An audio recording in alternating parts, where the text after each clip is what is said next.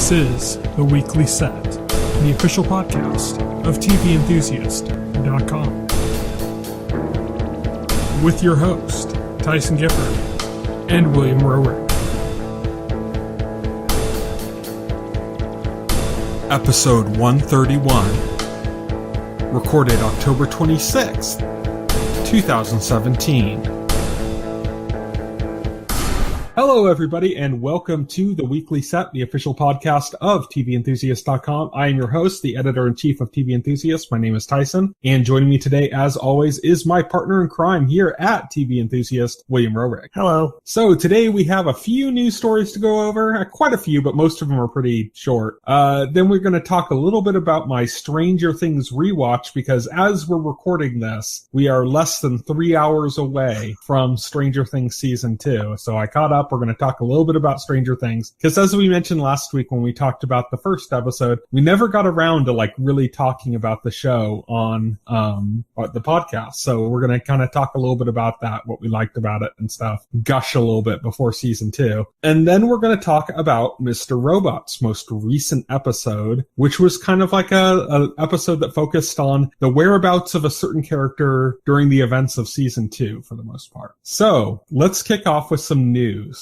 American Vandal. Did you ever end up finishing that? Oh, yeah, I finished that. Great show, right? Yeah, fantastic. Just awesome. I love how at the end you actually kind of get a little emotional about it, too. You kind of do, yeah. You start to feel bad for all these people. It's like, oh, man. Yeah, it's actually kind of fucked up. But yeah, Season 2 has been officially confirmed by Netflix for 2018. It looks like it's going to be a different mystery. I don't know if they're going to touch back in with some of the other characters, though.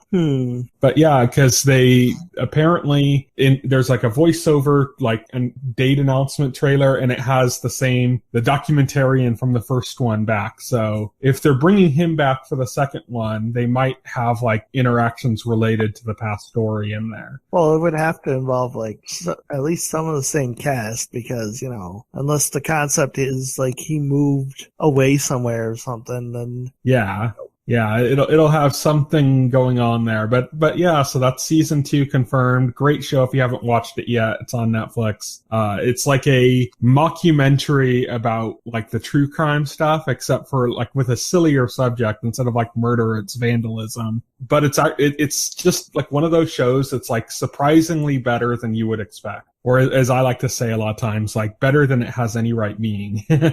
Yeah, right. Next up, also renewed for another season, for Season 3 for this series, is Preacher has been renewed. Nothing really to add on that. If you haven't watched Preacher, then, that's been around for 2 seasons already. It's a good show. Back for a 3rd season. Whoop, nice. Here's some news that's really good for me because I love the book series, but the King Killer Chronicles are being adapted for movies. But they also had talked before about how they were also doing like a TV show kind of thing, and that Lin-Manuel Miranda, the composer, the creator of Hamilton, was going to be involved in both the movie and the TV series. So now we found out that Lin-Manuel Miranda is actually going to be a producer on the series, which is coming to Showtime. It's going to be a prequel set before the events of the book. So this is going to be Showtime's Game of Thrones, I guess, their fantasy series. Great book series. I love the book series, so I'm looking forward to it. The TV series, like I said, though, it's going to take place like a generation before the kind of like books. So it's going to be a prequel. Yeah, but I think it's not going to connect too terribly much with the main plot of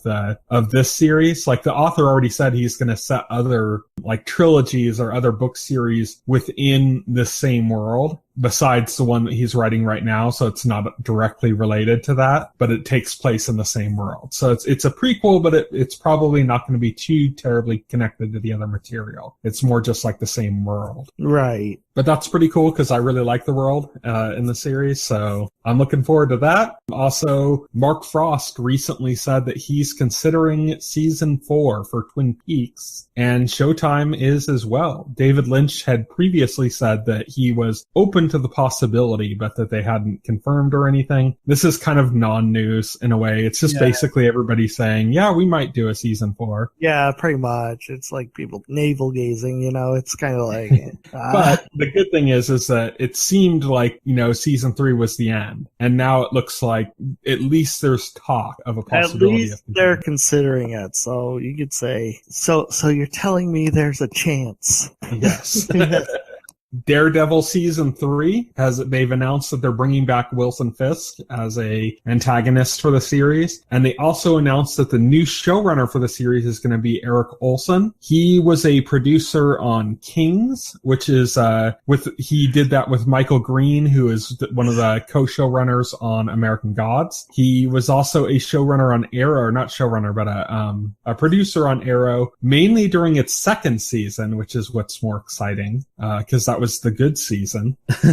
And he was a producer on Man in the High Castle at Amazon. So seems like a good fit. It's kind of interesting to me that if he was involved in Arrow in its second season, everybody who watched Spartacus and watched Arrow knows that they have this like weird love relationship with each other, like where like all these Spartacus actors show up in Arrow, particularly in the second season. I remember that.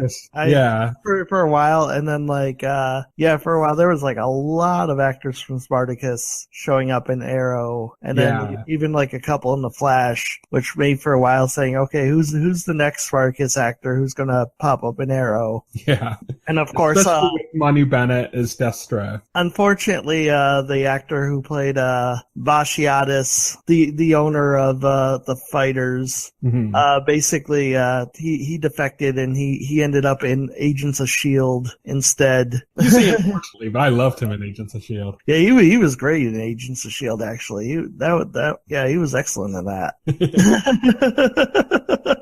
But anyway, so like I was saying, they had like this Spartacus crossover with Arrow, especially in season 2, which focused so heavily on Manu Bennett's character, who is also in Spartacus. Yeah.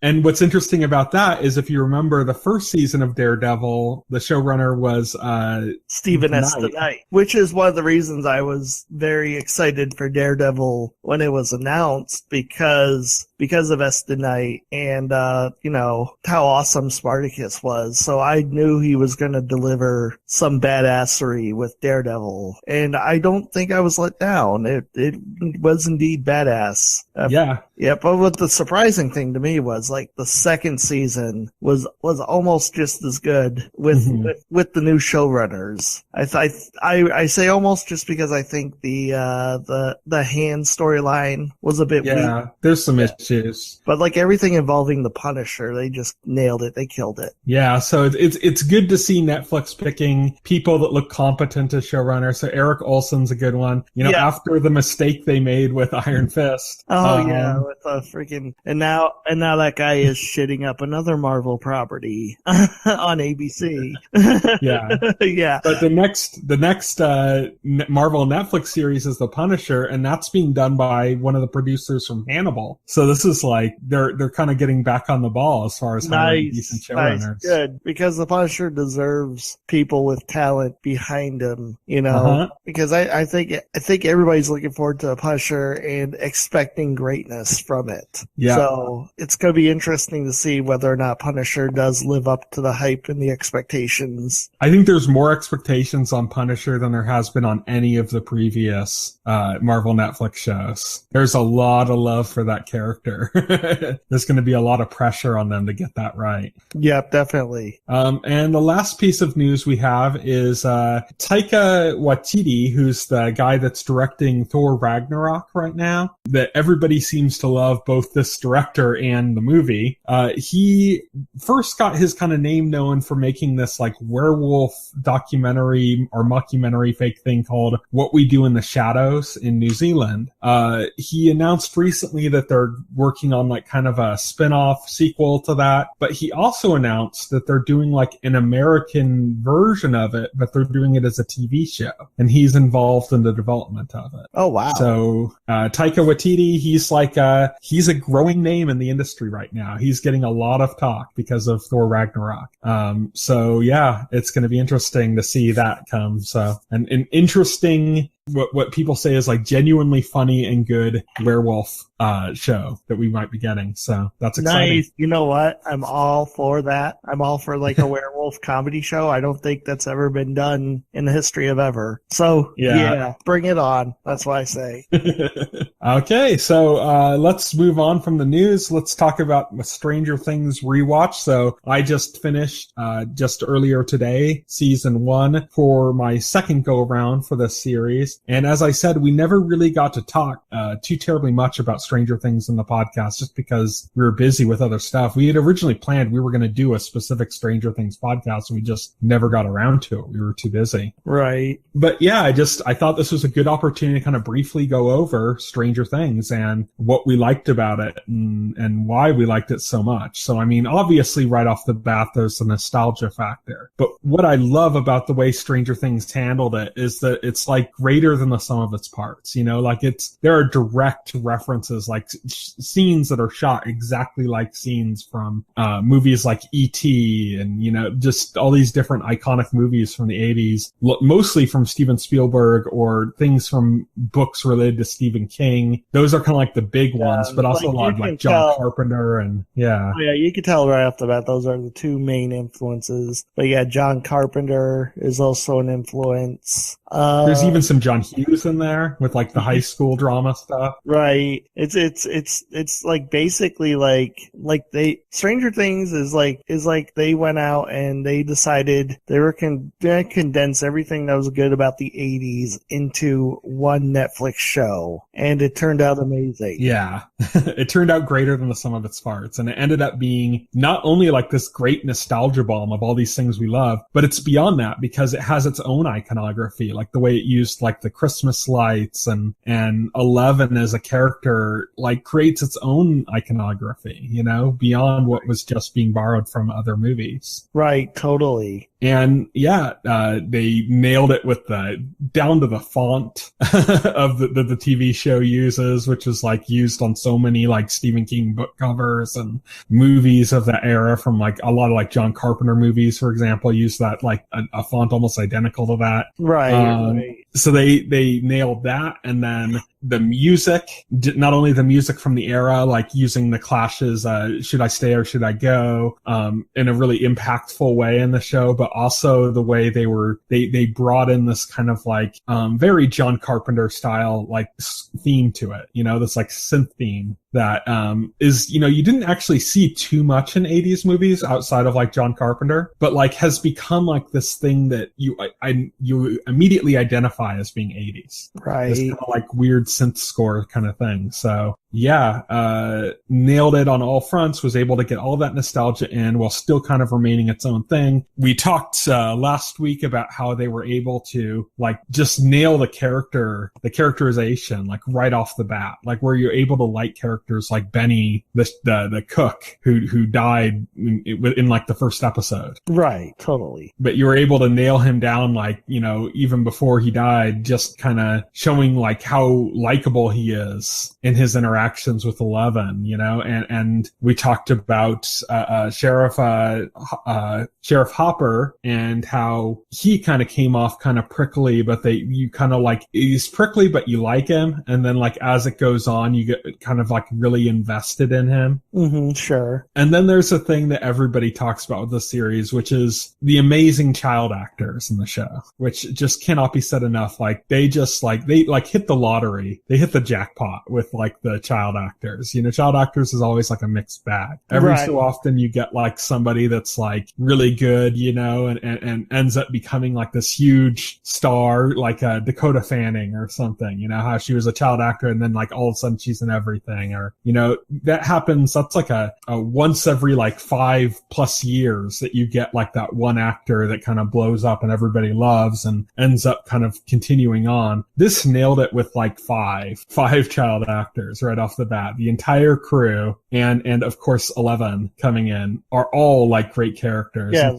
Finn Wolfhard, who played Mike, he ended up in the It movie. Right. So he's all over the kind of like Stephen King material now. I hope he doesn't get typecast as kid who stars in Stephen King style movies. Everything he's in takes place in the 80s. Pretty much. That's and right. Of course, Millie Bobby Brown, who plays 11, just kind of became like nearly a household name overnight with this. But watching the series through again, it just reminds me again that I think the real gem of all the child actors in this is Gaten Matarazzo, who plays Dustin in the series, the kid with missing front teeth or the no front teeth. He is amazing in the show, and when you watch it like just a second time through, it reminds you like how great he is and all the little moments. But yeah, all of them are good, even down to Will, who's kind of like barely in it. Yeah, like the whole show's about him, and he's barely in it. But when he is, he's a very compelling character, and that's very sympathetic. So yeah, that's pretty much it. I just kind of wanted to go over and talk about why we like Stranger Things so much, why we're excited for season 2, and by the time this podcast is available, season 2 is already out. So between your play sessions of Super Mario Odyssey, get some Stranger Things in there as well, because this is like a great day in pop culture right now. Yeah, it is. There's other stuff too that I'm forgetting because they're all kind of overshadowed by Mario and Stranger. Let's see, Wolfenstein comes out tomorrow. That's true, yeah. Assassin's Creed Origins comes out tomorrow. Yeah, but screw them. It's Mario. No, it's Mario's day. And when you're not watching Mario, all that matters is Stranger Things. Yeah, it's Mario and Stranger Things. No time for other things. Sorry, guys.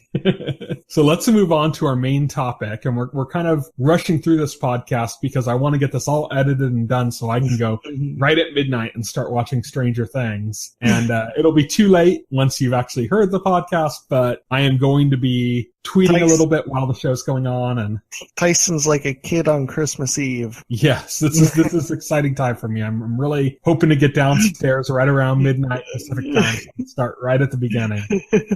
All right, so yeah, let's talk about Mr. Robot, and this is really what we've been waiting for a long time. Certainly since season 1 ended. Yeah. We've been waiting for this, and that was to simply find out what had happened. Bonsoir, Elliot. Tyrell Wellick is back, and you know what? And the entire hour is centered on him. And not only is it centered on him, but it's centered on where he's been, what's been going on with him since that scene in season 1 where Elliot, or should I say Mr. Robot, grabbed the gun out of the popcorn machine. Because the last time we saw him was after he reunited with Elliot and shot Elliot. Yeah. But we didn't know. Yeah, but there was through until that was like the last episode. That was like the last episode of season 2, yeah. That was. Until the whole season, we're like, what the hell, where the hell is he? they were like teasing that Mr. Robot had killed him. And so now we finally have our answer as to what the hell happened, what's going on. And this is also where the new character, Irving, comes in. Also because we find out that he's been Tyrell Wellick's sort of caretaker ever since the incident, like right from the beginning of what happened to Tyrell. Elliot thought what happened to Tyrell was Mr. Robot's doing. It turns out Mr. Robot had nothing to do with Tyrell's whereabouts or what had happened. In fact, everything that has happened between the end of season 1 and now was out of Mr. Robot's control completely. Just Mr. Robot wouldn't say or admit anything to Elliot. Up until the point that they met up again, it's just been completely out of his control, being handled by Tyrell Wellick and the Dark Army, who are holding him in. They have like this large property out in the boonies, and he's there just kind of working away between that and chopping wood. Something that Irving gets him to do to kind of like balance himself to get that to get, when he's too cooped up for too long, or when he's starting to get upset about certain things, like finding out, for example, that his wife was planning to divorce him, which was a plot point in season 2 that we got like a conclusion on in the last episode right before she was killed. And that makes this impact when we see kind of things through Tyrell's point of view for the first time, really. We've seen him before, but now we're really getting everything through his point of view. Yep. His character is. And also... He's almost as messed up as Elliot. Yeah, he's almost as messed up with the Elliot. Yeah. he believes, he comes to believe that he's on some divine mission, that he's ordained by God, because what happens at the end of season 1 is basically what you guessed. Mr. Robot pulls the gun out of the popcorn machine to murder Tyrell Wellick. Literally, he walks up to him point blank, puts the gun against him, and, puts the gun to him and fires, but the gun jams and nothing happens. Tyrell Wellick immediately sees that as a sign from God that he is on a holy mission ordained by God or whatever. Mr. Robot is just like, well, you're Looney Tunes. He's kind of like, you're weird, what's going on with this? But at the same time, he's kind of thrown too. He's kind of thrown too, yeah. He makes his case to Mr. Robot that Mr. Robot needs him, and Mr. Robot comes to accept the argument. Of course, their partnership they join forces. The partnership doesn't last long before Irving and the Dark Army come in and rip them apart. Mm-hmm. They send Mr. Robot off with Tyrell's keys to park his SUV, which tells us how Elliot ended up in Tyrell's, SUV in New York in season 2. Right, exactly. And then, he takes Tyrell to this property because he's going to be the subject of this massive manhunt because of this hack that they did. And that brings us to another kind of parallel story that's going on, which is that we see Zhang, White Rose, kind of lounging on his private island. What's the good thing about this episode is we actually get a better idea of the reach that the Dark Army has. Not that we knew they didn't have wide reach, but this is an amusing scene because this is when Elliot gets himself arrested and thrown in prison from season 2, and Zhang is being updated and appraised on what happened. And this is basically Zhang ordering the events that played out where, they had a guy on the inside protecting Elliot, and they ensured that Elliot got released. We know who the inside man was. That was the guy Elliot talked to, who always talked about Seinfeld. Who we last saw at the very end of season 2, seemingly about to kill 2 of F Society's last members. Right, exactly. Escaped to a Fry's Electronics. Who escaped to a Fry's Electronics, yep. We saw that.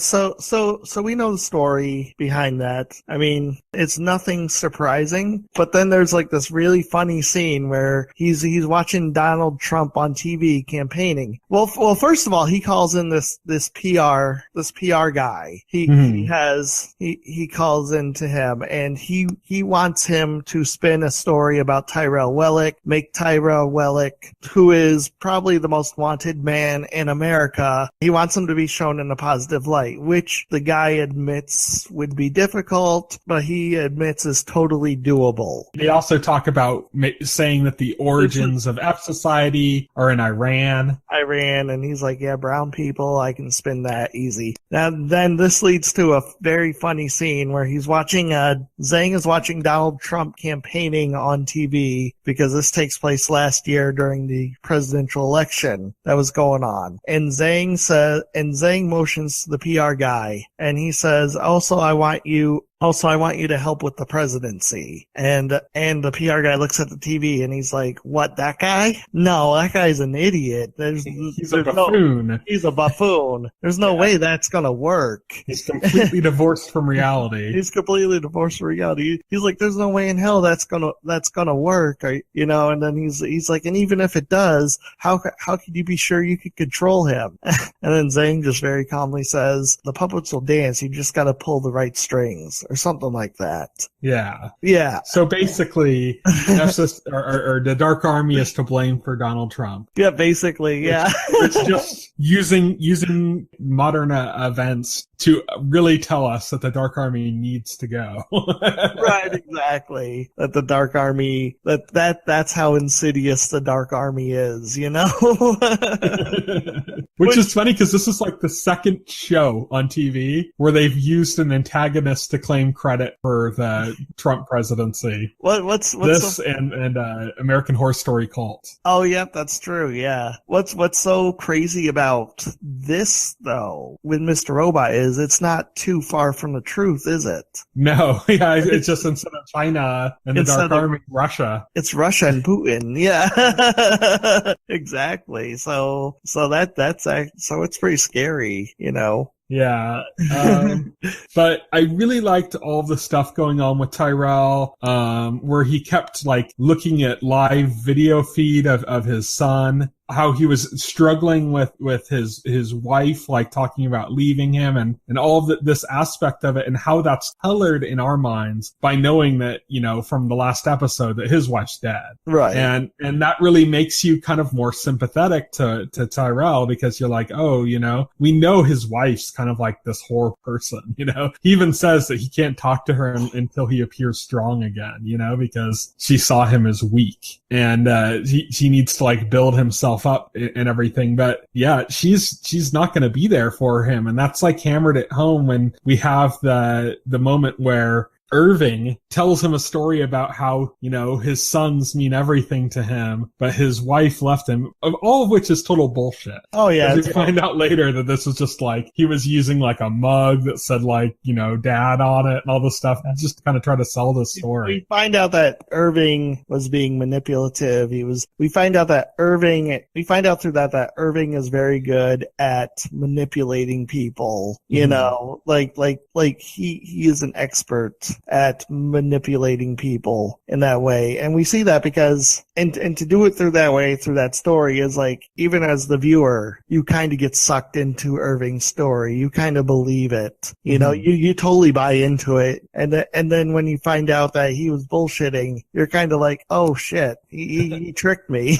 You know, so it's just that good. And poor Tyrell now is given more hope that he's going to have this time of normalcy coming up where he's just going to be able to be with his son and his wife, with us now knowing, like, as I said, the whole scene's colored by the fact that we know his wife's dead. Yeah, we know his son is now in social services or in child protective services or whatever. He's in the system, which is like a horrible place for a kid to be. Yeah, he's in horrible. And we find out that, and then one of the bigger revelations of the episode is we find out that the FBI agent who made that decision, who's been hunting Tyrell, because Tyrell tries to escape from the compound, you know, and immediately a cop sees him. And the cop actually catches up to him and catches him. While the cop has Tyrell, cop calls the FBI. Tyrell's trying to escape by dislocating his thumb and slipping off the cuffs. He's not having much success with that, by the way. It's showing an excruciating detail. Like, he manages to get his hand out. He does manage to get his hand out, but not like the typical trope you see where the person does it really quickly and slyly. He's like struggling with it, and it just makes it so painful to watch. Oh yeah, he's struggling with it, like, and it's so painful to watch. And then by the time he does get his hand loose, it's too late because the FBI has already arrived. You know, what's he gonna do? Like, judo chop the cop, and then the FBI agents, like, you know, he's kind of Dale Cooper.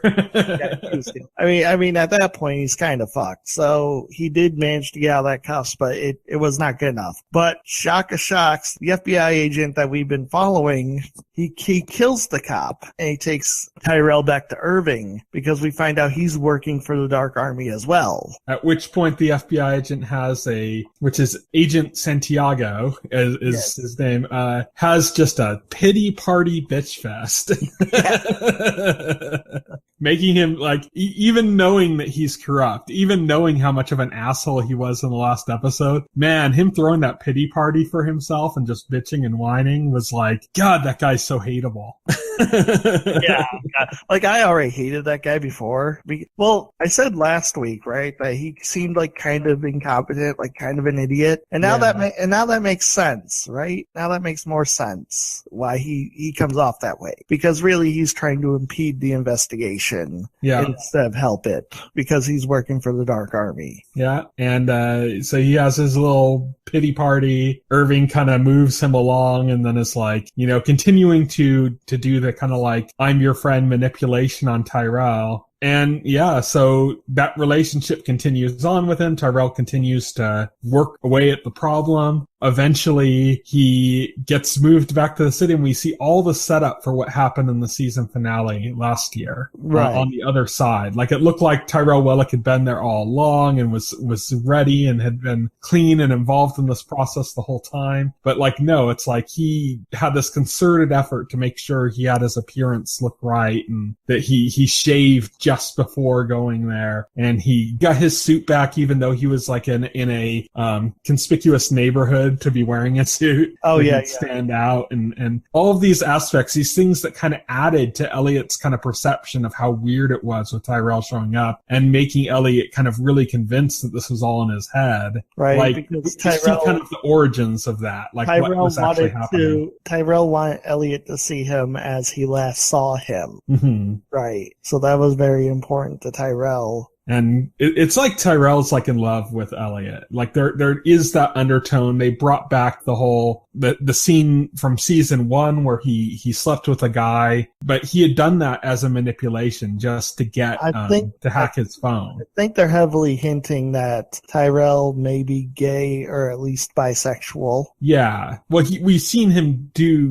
gay acts and stuff, but we saw him do it as a manipulation. Right, as a manipulation before. And that brings us to another scene where that was brought up heavily, which is where Tyrell was being like interrogated by the Dark Army to kind of see if he's trustworthy or like if he's going to be loyal to their operation. They actually brought in an actor from The Princess Bride. Yes. Who I was really excited and surprised to see. That was really great and perfect in that kind of role. That was a great scene because he doesn't just ask him the list of questions and then just to get an answer. Like, he asks them over and over and over again while doing coke and while there's this tea kettle like buzzing in the background. Like, again, it's like it's a subtle psychological manipulation. You know, they're trying to break him to get him to answer. They're trying to break him and his resolve to get him to answer honestly and truthfully, because the Dark Army already knows the answers to these questions, but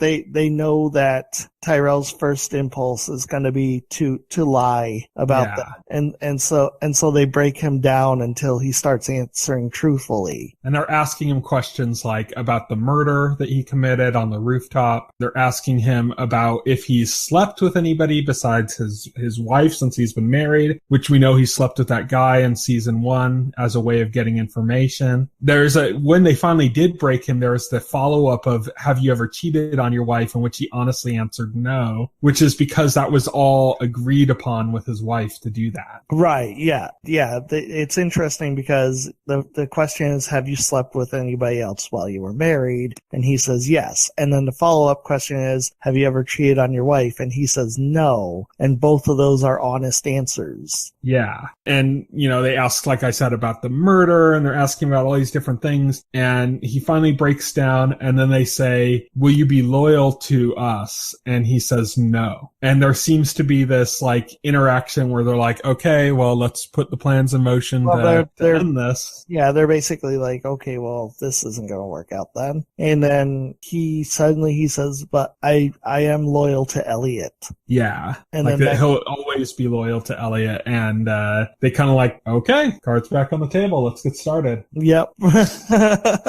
So yeah, what did you think of this episode as a whole? Oh, it was excellent. It was fantastic. Like, they're really, like, it's interesting because I said this last week, but, like, people complained about last season that there wasn't much movement on the plot. This, so far, season 3 seems to be all about the plot. It's kind of like everything we missed in season 2 is being readdressed. Like, it wasn't glossed over. Like, it's coming back. We're getting it. We're getting it now. Right. Yes. And yeah, it hasn't been but this episode in particular is very, like, character driven, which I know some people probably aren't going to like because a lot of the people that had been complaining about season 2, it wasn't just that there wasn't plot, it was that there wasn't, like, that forward momentum. And going backwards into a part in the story is probably going to annoy them. Probably. But for me, I loved it because it's the character drama. It's the deep psychological dive they did on Tyrell Wellick. And also this informs what's coming up next. You know, this is context for what's going to happen going forward, you know, and I think context is also important. And also this is just something like, you know, this was a loose end that they left open. And I think most fans of Mr. Robot have been dying to know what happened to Tyrell Wellick, you know, where'd he go? What was he doing by the time he showed up at the end of season 2, you know?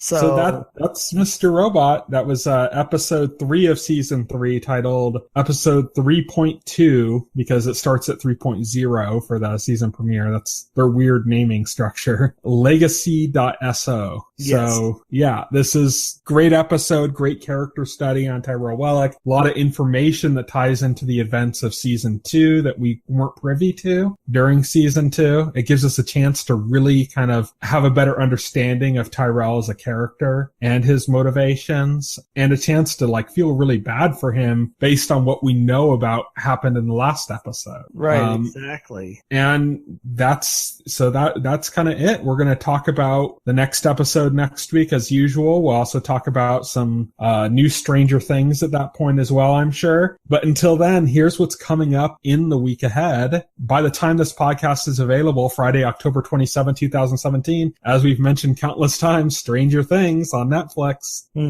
Blind Spot returns to NBC, and Fearless debuts on Amazon. Then on Wednesday, November 1st, 2017, oddly the day after Halloween, which is strange timing, Stand Against the Evil returns to IFC. That's just weird timing, isn't it? Yeah, it is. Like, we get the whole horror season in October, and then, like, right as that ends, they debut their horror show. Right, exactly. Then on Thursday, November 2nd, 2017, SWAT returns to CBS, and Back debuts on Sundance Now, which is kind of, I guess, Sundance's version of CBS All Access. Another streaming thing like that. I don't really know the details on that service. It might just be included if you have Sundance. I'm not sure. Might be. Who knows? Another streaming service. How necessary.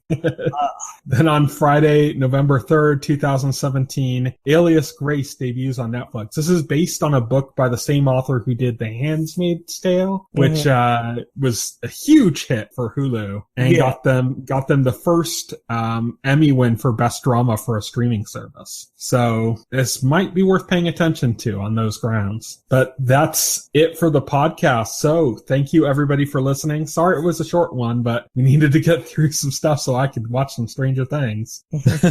But you can reach me on Twitter. I'm at Tyson Gifford. You can reach Will. He is at Voxel Hero. And check out our Facebook page and our YouTube channel, as well as our site, TVEnthusiast.com. You can subscribe to the podcast through any major podcast client like iTunes or Pocket Cast. And the entire backlog of our podcast is available on our YouTube channel. So until next week, when we continue to talk about Mr. Robot and start talking about Stranger Things Season 2, good night. Good night. If you would like to voice your opinion, send an email to theweeklyset@TVEnthusiast.com. TV Enthusiast is a part of the Enthusiast Media Network. Stay tuned to TV Enthusiast and the Weekly Set podcast for more coverage of all